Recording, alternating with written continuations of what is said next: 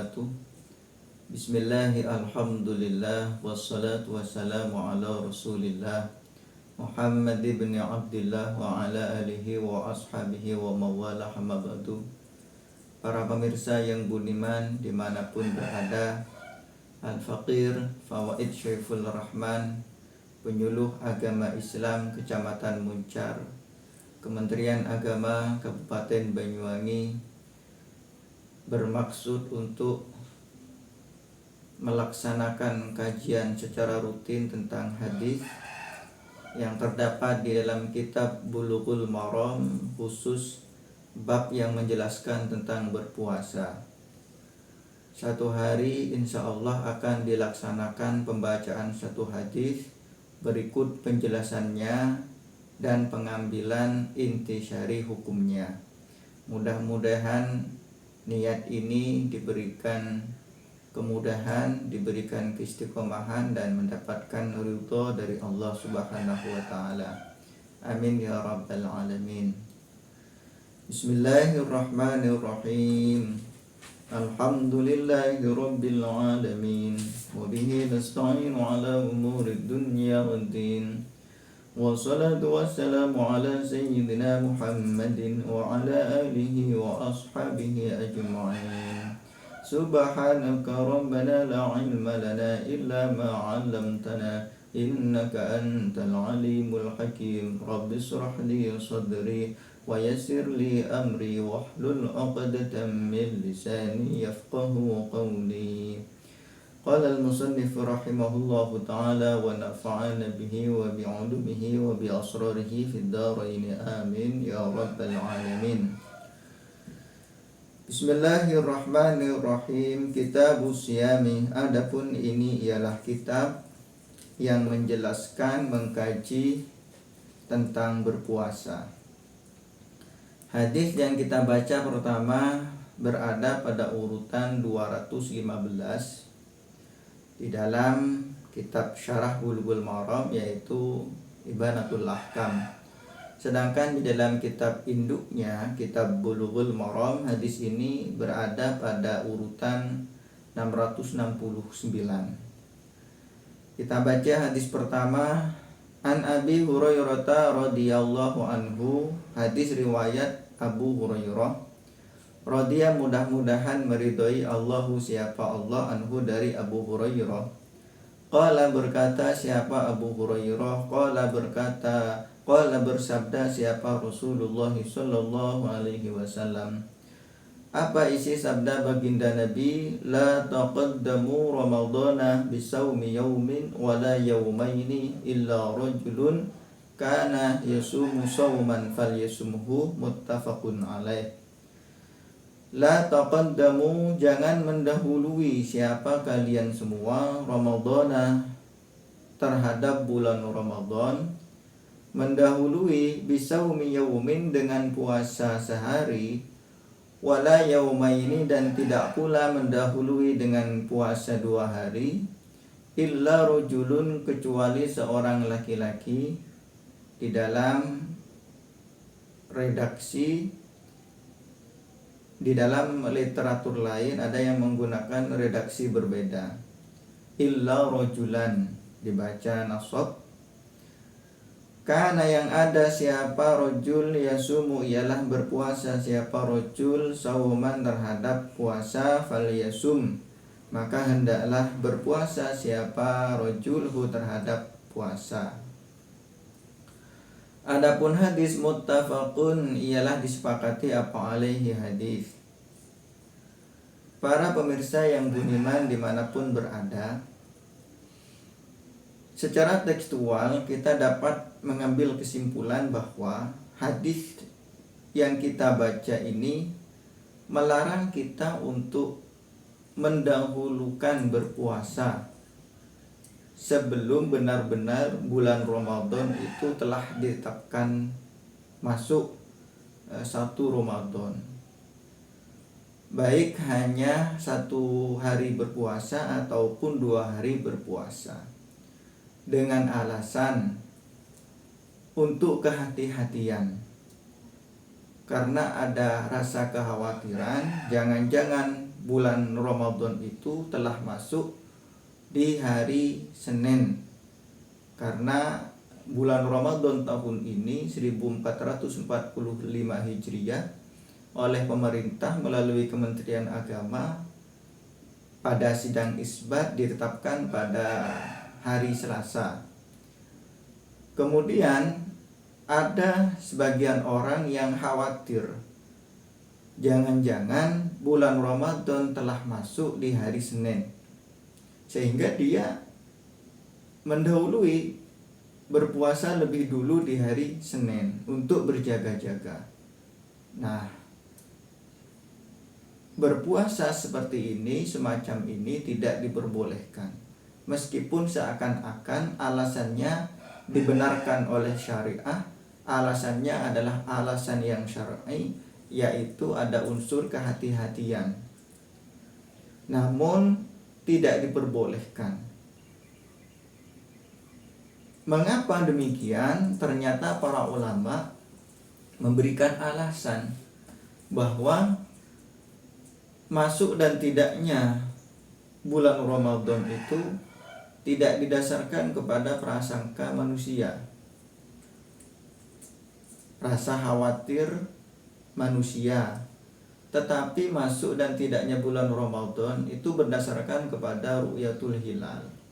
Apakah hilal benar-benar telah terlihat atau belum terlihat? Apabila hilal telah terlihat, maka tanggal 1 Ramadan dapat ditetapkan. Namun apabila tidak terlihat ataupun terlihat namun di bawah standarisasinya, maka 1 Ramadan belum dapat ditetapkan, sehingga bulan Sya'ban disempurnakan. Setelah disempurnakan, barulah besok harinya dapat ditetapkan tanggal 1 Ramadan. Sehingga prasangka seseorang yang khawatir terhadap bulan Ramadan, jangan-jangan bulan Ramadan telah masuk di hari sebelumnya, yaitu di hari sebelum tanggal bulan Ramadan itu ditetapkan oleh pemerintah, yaitu hari Minggu ataupun hari Senin. Maka semacam ini tidak diperkenankan. Namun ada pengecualian, yaitu kepada seseorang yang telah memiliki kegiatan rutin berpuasa sunnah pada hari-hari sebelumnya. Contoh, ada seseorang yang terbiasa berpuasa Senin dan Kamis, ataupun ada seseorang yang terbiasa berpuasa sunnah Nabi Daud, 1 hari berpuasa dan 1 hari tidak berpuasa. Kemudian rutinitas berpuasa sunnah ini kebetulan bersamaan dengan hari menjelang bulan Ramadan. Contoh, bersamaan dengan hari Minggu ataupun hari Senin. Maka kalau memang konteksnya seperti ini diperkenankan, diperbolehkan untuk dilanjutkan. Mengapa demikian? Karena disebutkan bahwa Allah itu menyukai, menyenangi perbuatan yang berkelanjutan, perbuatan yang dilakukan secara kontinu, secara terus menerus. Sehingga dikatakan di dalam satu qaul, baidatul an afdalu atau khairun min dujajatil ghaddi. Telur yang ada saat ini jauh lebih baik, lebih utama dibandingkan ayam yang masih besok dan belum dapat ditentukan apakah besok benar-benar ada atau jangan-jangan justru tidak ada. Artinya adalah amal perbuatan yang kita lakukan meskipun sedikit namun dilakukan secara terus-menerus, istiqomah, itu jauh lebih baik, jauh lebih utama dibandingkan amal perbuatan yang banyak namun tidak berkelanjutan. Contoh, kita membaca Al-Quran 1 lembar, 2 lembar, atau 3 lembar, ataupun 1 kaca. Kemudian membaca Al-Quran ini berlanjut, istiqomah, setiap hari membaca 3 lembar, setiap hari membaca Al-Quran 3 lembar, setiap hari membaca Al-Quran 3 lembar. Ini lebih bagus, lebih baik ketimbang membaca Al-Quran 1 juz tetapi hanya sekali dan besoknya sudah tidak membaca lagi dan tidak istiqomah. Lalu kalau ditanyakan bagaimana ketika membaca satu juz namun istiqomah, ya tentu lebih baik lagi karena lebih banyak juga. Jadi lebih banyak dan istiqomah itu ya tentu lebih baik. Kemudian para pemirsa yang budiman dimanapun berada, berpuasa ini termasuk dari arkanul Islam, artinya adalah salah satu dari rukun Islam. Dalilnya sudah sangat jelas dan sangat familiar di dalam kehidupan kita. Dan berpuasa ini tidak hanya diwajibkan untuk kita umat Nabi Muhammad, melainkan juga diwajibkan kepada umat-umat terdahulu. Di dalam hadis juga disebutkan bunyal Islamu ala khamsin, di antaranya adalah saum Ramadan, dan juga kemufakatan atau ijma para ulama berdasarkan dalil Al-Quran dan hadis menyatakan bahwa berpuasa di bulan Ramadan itu hukumnya adalah wajib, ya.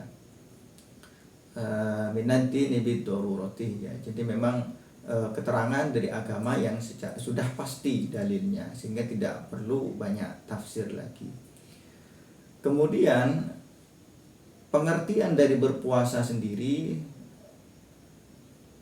di dalam beberapa referensi menyebutkan pengertian berpuasa secara bahasa adalah mutlaqul imsak, kemutlakan untuk menahan, ya, mencegah diri, menahan diri apapun bentuknya. Kalau itu menahan ataupun mencegah diri, itu sudah dapat dikatakan dengan berpuasa. Mencegah diri untuk tidak berbicara, mencegah diri untuk tidak mendengarkan hal-hal yang kurang baik, menjaga diri dari berbicara yang kurang baik, itu termasuk bagian dari berpuasa secara etimologi. Namun secara terminologi para ulama ada yang memberikan definisi adalah imsakul mukallafi an syahwatail batni wal farji min dulu'il fajri atsani ila ghurubi syamsi biniyatin. Menahannya seorang mukallaf dari dua syahwat, yaitu syahwat perut dan syahwat farji, dimulai dari terbitnya fajar yang kedua sampai terbenamnya matahari, dengan niat untuk berpuasa. Nah, orang mukallaf ini ada dua syarat. Yang pertama, dia harus berakal sehat, dan yang kedua, dia harus baligh. Kedua-duanya harus ada pada diri seseorang. Kalau hanya ada salah satu, maka tidak dapat dikatakan orang yang sudah mukallaf. Contoh, berakal sehat tapi belum baligh, maka tidak dapat dikatakan orang yang sudah mukallaf. Kemudian ada juga orang yang sudah baligh tetapi tidak berakal sehat, ataupun dia berakal sehat tetapi belum baligh, ya. Jadi akalnya sehat tetapi usianya belum mencapai usia baligh, maka ini juga tidak disebut dengan orang mukallaf. Jadi orang mukallaf harus orang yang berakal sehat dan orang yang baligh, baru dikatakan sebagai mukallaf. Nah, orang yang sudah mukallaf dikenai beban untuk melaksanakan kewajiban dan menjauhi larangannya. Di antara kewajiban yang harus dilaksanakan adalah berpuasa di bulan Ramadan dan mencegah diri dari apapun yang dapat membatalkan bulan Ramadan. Nah, di antaranya adalah mencegah diri dari syahwat perut dan syahwat farji. Apa saja yang masuk bagian syahwat perut? Di antaranya adalah makan dan minum. Kemudian juga mencegah dari apapun benda yang berpotensi masuk ke dalam lubang tubuh manusia. Itu yang masuk kategori syahwat perut. Kemudian kalau syahwat farji, itu kita menahan diri dari segala apapun yang memicu meningkatnya syahwat kita.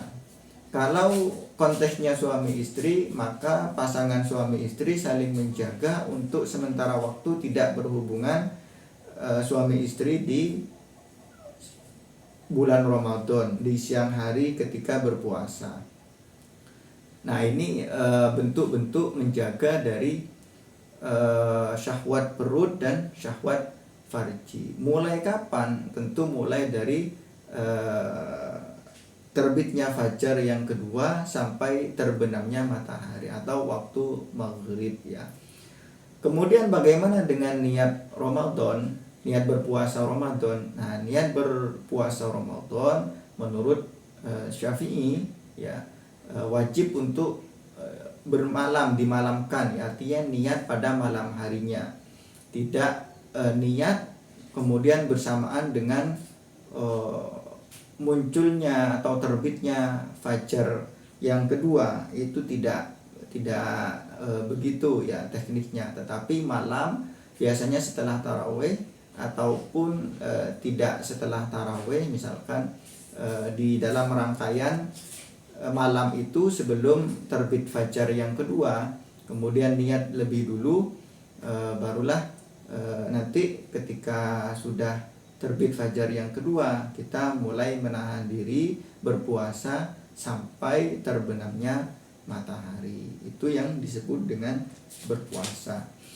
Kemudian apa fiqhul hadis? Intisari fikihnya di dalam hadis pertama yang kita baca.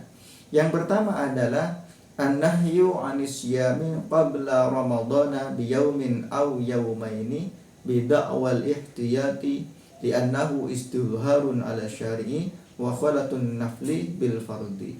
Hadis tadi itu mencegah kita untuk mendahului berpuasa sebelum bulan Ramadan benar-benar dinyatakan telah masuk.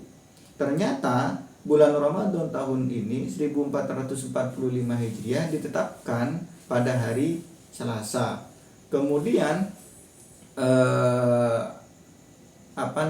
kemudian berpuasa itu dimulai dari hari Selasa itu ya, tidak boleh dimulai karena unsur kehati-hatian, dimulai dari hari Senin atau hari Minggu karena unsur kehati-hatian. Meskipun seakan-akan ini alasan yang syar'i, tetapi tidak dibenarkan karena masuk dan tidaknya bulan Ramadan itu ditentukan kepada ru'yatul hilal.